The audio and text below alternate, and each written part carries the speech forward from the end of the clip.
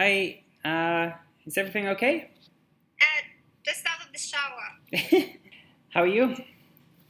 Uh, Fine. Anyway, let's talk about the writing test a little bit. Yes. Okay, so don't do anything yet. Basically, this is the computer-based writing test. This is what it looks like. So we're going to see a real test there. And I thought we could maybe talk about your process, like how do you plan the writing? Okay. And so we'll just talk about the planning stage. We'll maybe spend 5 or 10 minutes planning it together, and I'll tell you how I think you should do the planning. How much time do you normally spend planning? About in between 5 and 10 minutes. Okay. Because I thought that it's 45 minutes each. So yeah, because it's 90 minutes total. So I thought that you spend 5 minutes, 10 minutes thinking about what to write down. Maybe it's better 5, but it's a short time. Then about 30 minutes to write it down, and then 10 minutes to revise, or the other way around. Okay. I would say if you spent 10 minutes instead of 5 minutes planning, everything else will be better and easier and faster. Okay. Yeah.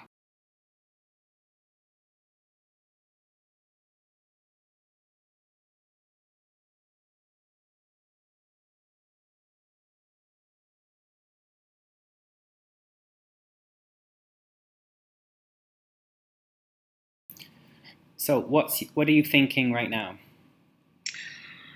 Well, what I'm thinking about now is okay. First of all, the questions, because in the text they explain exactly what they want you to write and what they want to know, like which facilities. So first question is you have to choose, and I have to choose if I want to follow my real opinion. That would be like museum and sincerely just museum and public gardens. But then I thought that I actually might do like museums and sports centers, or sports centers and public gardens, because I'm thinking about linkers between the two, between two of them. I think it's easier to link sports centers and public gardens, because I would put stress on the importance of outdoor activities and exercise. Which facility is more important? But then, does he want to know one? You should explain which facility. So I have to choose two, and then I have to pick up one. To pick one. Okay. Yeah. Well, then eventually I would choose public gardens, because I talked about health and sport, and then I will say that in public gardens you can equip public gardens with apparatus, so people can exercise, and in the meantime do we say do outdoor activity? Yeah. Yeah. Let me stop you for a second. So I think what you've got is you've got a lot of things that are the same, but does that make it easier to say which is the more important?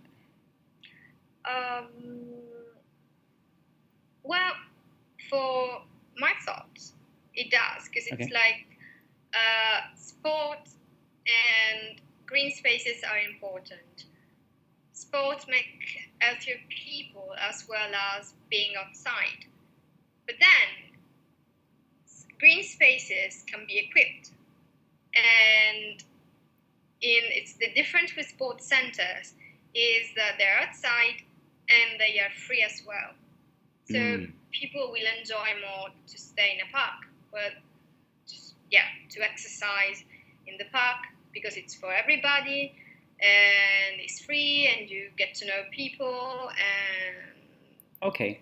These kind of things. So you've started by thinking about the final sentence, the conclusion. Yeah. Okay, that's quite a good way to do that. And then you're going to think of all of your pros and cons and advantages and disadvantages and make it fit to your conclusion. Yeah. Okay, that's one way to do it, sure. What about paragraphs? How many paragraphs will you have? Well, there might be there's going to be an introduction, and then one about pro cons, or anyway, where I talk about the two things together, and then a final one. So it's 3 or 4. Yeah, it's about 4 paragraphs. Yeah. 4 maximum. Yeah. Okay, that sounds good. So the introduction is clear. That's the first paragraph. Paragraph 4 is the conclusion. Yeah. And then you're going to have 1 or 2 paragraphs. 2 paragraphs. Comparing. Yeah. Maybe you could have the second paragraph as a general comparison of like all the things that are the same about them. And then the third paragraph could be, well, but the public gardens have these advantages. Yeah. And that would lead you to. But okay, I would recommend including things like negative things as well. Yeah. Yeah. It's like, as I said, it's like in the first, it's like a comparison, like why these two things are important. Okay. And then the third is why it is better to spend money on green spaces and not in sports center because they cost more money, because not everybody can afford the subscription. Yes, not everybody can afford the subscription. I was thinking something along the lines of, so you've decided that public gardens are the best one, but it's not completely 100% perfect, right? So you could say something like, public gardens are not the best option when it's raining or when the weather is bad. Nevertheless, I think it's da-da-da-da-da-da-da, right? Okay. So it's not only good. Okay. So also focus on the bad side.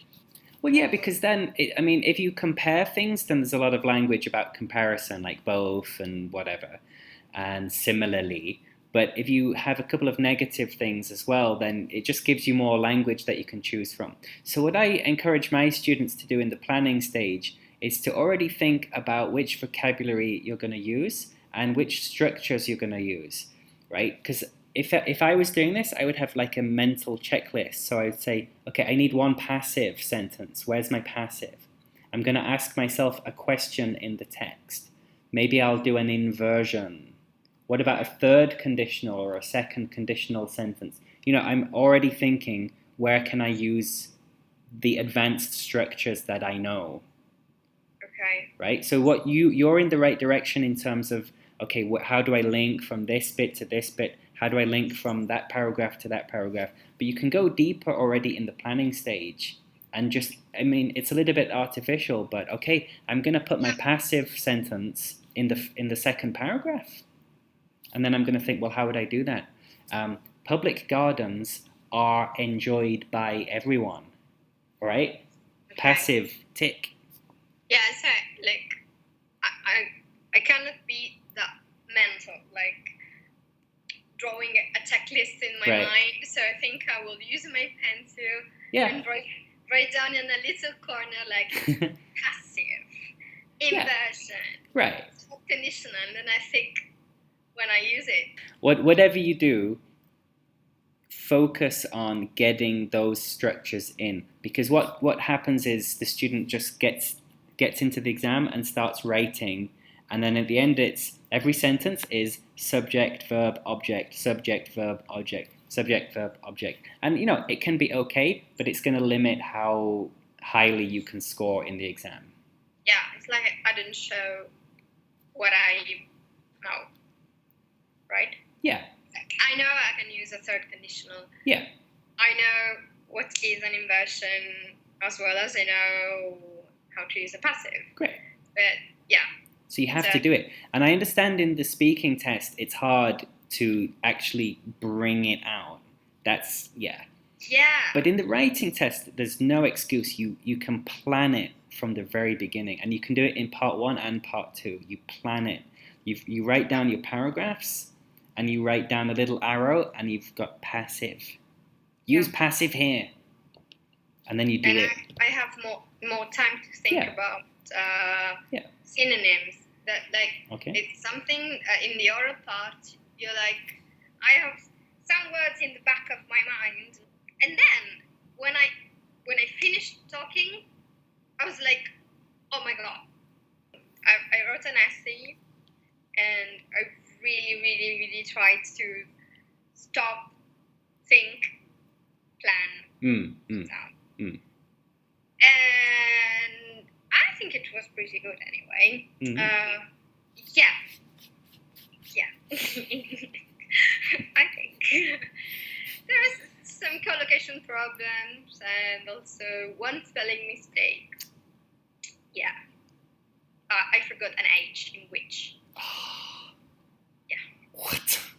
You've got your plan, you've thought about what you're doing, you've got your 4 paragraphs planned out, you've got some ideas of which structures you're going to use.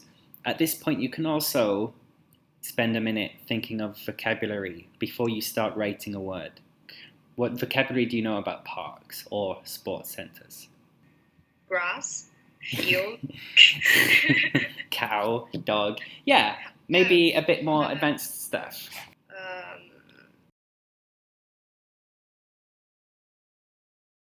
So, okay, forget about parks and sports centres, because in the end it's about people, right? What words do we know about people? So, what kind of person would prefer the sports centre? What kind of person would prefer the public gardens?